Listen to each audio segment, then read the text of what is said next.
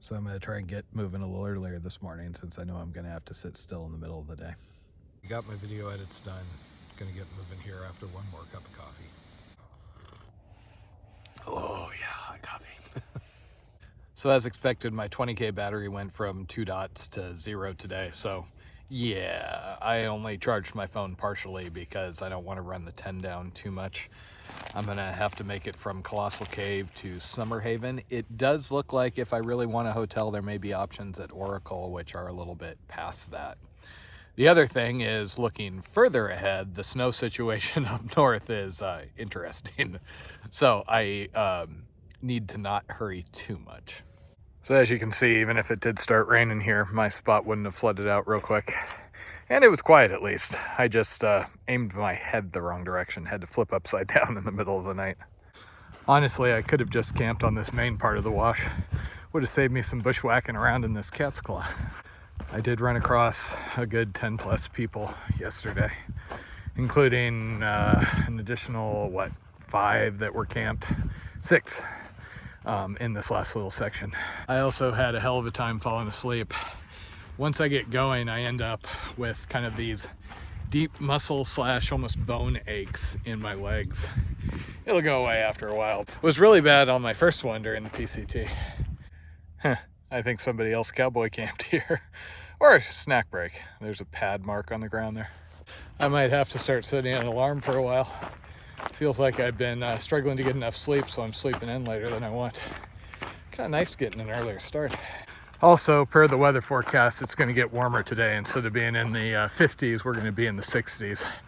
And then it's going to be 70s by next week, which I need that for progress up north, because there is still a ton of snow up there, and especially continuing into Utah, assuming that's feasible. The sooner I get warmer weather, the better. So as part of all the crowds out here, tonight is probably my most likely occurrence of having to sleep around other people.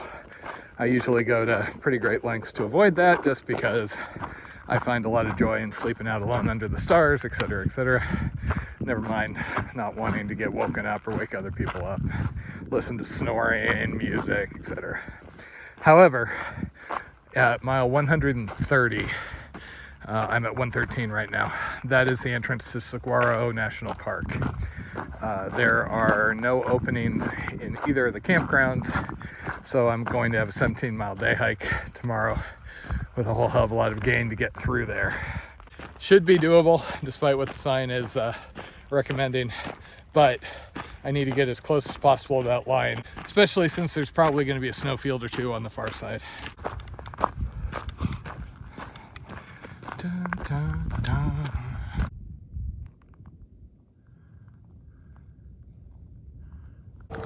And welcome to Interstate 10. Dun, dun, dun.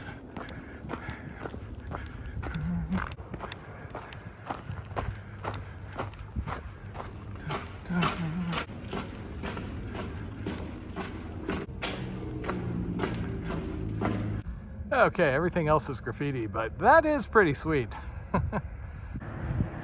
So you hear that background noise? That's about what it's like to camp around Orange County these days. Except with a lot more assholes with really, really loud motorcycles you can hear from miles away.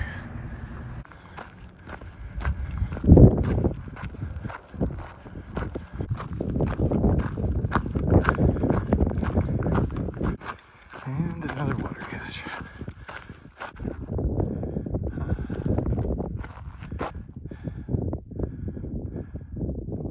So there's water, but this one, all that's left is pretty much marked hot dog hike, so oh well, I can make it to the next stop.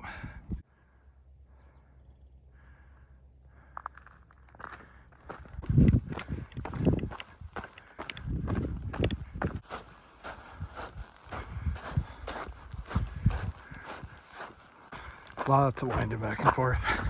I feel like if this is the CDT, there would be comments every mile about, oh, you can cut off such and such by going on this dirt road, jumping this fence, trespass here, etc. Okay, there has got to be a story on this. Passed under a whole hell of a lot of train tracks. Don't think I've ever had anybody make me a head cover.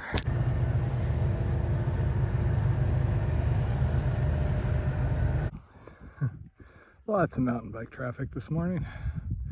Colossal Cave's just over there somewhere.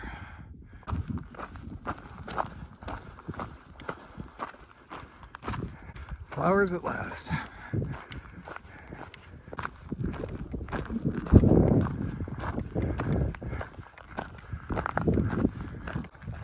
Okay, hopefully they have my box here.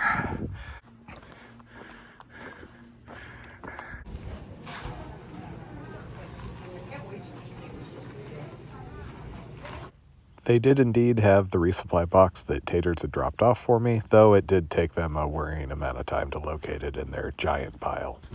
After that, I settled in next to the plug, grabbed a kind of expensive margarita and chicken tenders, and started talking.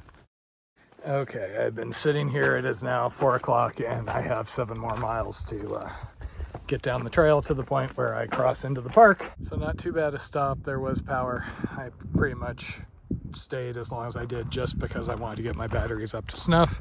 Sadly, the internet was not up to uploading video snuff, so I'm still sitting with only the 2nd episode up. I was a big fan of the margarita though, and the food wasn't bad, if expensive. I think it was $27 for a margarita plus chicken tenders. There were about 10 different thru hikers that came through, so got a lot of socializing. Pretty much everybody I've seen in the last couple of days came by, I think. Though some of them are going to be zeroing here before going on. It's actually a little bit hard leaving this late in the day. I was having a lot of time sitting there talking to Always, Lufa, and Octane. And then I have to be the person to go, oh yeah, see you guys. Enjoy the campground. So I'm basically going up there tomorrow. That is going to be a 17 mile and, 5,000 foot day. Less than ideal. Now, there's all sorts of stuff flying around on the Facebook group and elsewhere. Some people are claiming they've talked to rangers, and the rangers have said, don't worry about the camping permit, just go, it's fine. There are also claims that people didn't know when exactly they were going to get to this section, so unnamed persons booked out the entire week instead of just the day they needed.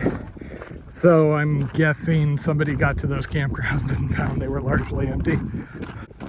I did see a screenshot of a recreation.gov page acknowledging the issue, but this seems like it's a recipe for a less than ideal situation, because we've got 20 people a day starting in at least some instances out here. A lot of people out on the ground, plus all the section hikers. Saying something like that seems like you're going to end up with potentially 20 plus people showing up to occupy a campground, which who knows what its capacity is. So on one hand, I'm kind of glad I don't have a campsite reservation, because if I had one and 10 people all of a sudden popped up all around me, I would not be enjoying myself. On the other, my intent is still to go up and over and just get clear of this.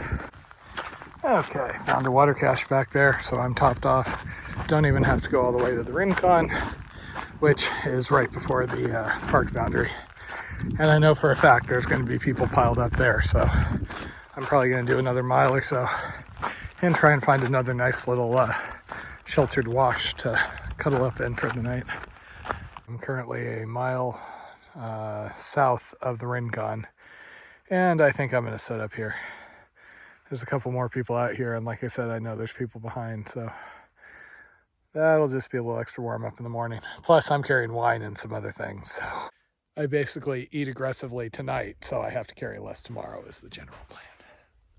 Kind of figures as soon as I set up, somebody starts looking around and tries to come set up right next to me, but it's fine. So I ended up getting out of the wash just because there are fresh tracks here, and I'm a little worried that it's Saturday night and I don't want somebody to run over me in the middle of the night. Would be hard on the tent. So yeah, this works. I usually try and avoid certain types of trees because you can get rats and things running around, but should be okay. Other than my friend set up over there. Damn it. And since this was a Tater special delivery, not only do I have my rice and beans that I really enjoy, and cheese, even if it's not the extra sharp Tillamook, but she was nice enough to throw one of these in, which is why my pack's been extra heavy for this last little bit. But yeehaw, I haven't had hiker wine in a while.